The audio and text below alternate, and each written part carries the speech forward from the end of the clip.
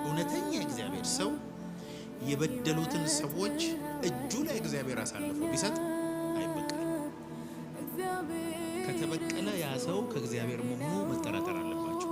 እውነተኛ የእግዚአብሔር መንፈስ ያለበት እግዚአብሔርን በኃይል ያገለገለ እግዚአብሔርን የሚክድ ሰው አታገኙ። ውሸት እግዚአብሔርን ትቶ ወደ ኋላ ተመለሰ ምናምን ከተባለ መጀመሪያም በእግዚአብሔር ኃይል ኢንካውንተር የሌለው ሰው ሪል ኢንካውንተር ያለው ሰው እግዚአብሔርን አይቀርም። ስለ ህልም ነው እኮ ማስተምራችሁ።